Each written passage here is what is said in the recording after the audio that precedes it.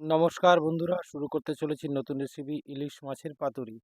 প্রথমে ইলিশ মাছগুলো ধুয়ে নিয়ে এর মধ্যে লবণ, হলুদ, কাঁচা তেল দিয়ে মেখে রেখেছি। তারপর এর মধ্যে দিয়েছি কাঁচা লঙ্কা পেস্ট, আদা পেস্ট, নারকেল কুচি পেস্ট, আর দিয়েছি সাদা সর্ষে পেস্ট। দিয়ে মেখে রেখে এর মধ্যে অল্প একটু সর্ষের তেল দিয়েছি। আর একটা কলা পাতার মধ্যে আগে কলা পাতাটাই গ্যাসের ওভেনে একটু সেঁকে নিয়েছি যাতে কলা পাতাটা নরম হয়। তারপরে এর মধ্যে দিয়েছি এক টুকরো মাছ আর ম্যারিনেট করে রাখা মশলা দিয়ে এইভাবে সমস্ত মাছগুলোকে আমি কলা পাতা দিয়ে সুতো দিয়ে বেঁধে পাতুরির শেপে করে নিয়েছি।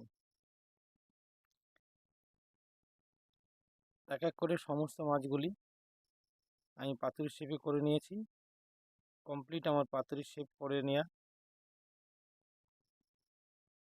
এবার ওভেনের উপরে একটা তাওয়া দিয়ে তাওয়াটা হিট করে নিয়ে তার মধ্যে একটু সাদা তেল দিয়ে ব্রাশ করে নিয়েছি। তারপরে এক এক করে পাতুরিগুলি দিয়ে 10 মিনিটের জন্য ঢেকে রেখে ঢাকনা থেকে তুলে পাতুরিগুলো উল্টে পাল্টে নেড়ে চেড়ে দিয়ে আবার 10 মিনিটের জন্য ঢেকে রেখেছি। এইভাবে আমি মোটামুটি মিনিট 15 মতন করে রেখেছি। তো কমপ্লিট হয়ে গেছে আমার ইলিশ মাছের পাতুরি। ভিডিওটি ভালো লাগলে শেয়ার কমেন্ট করে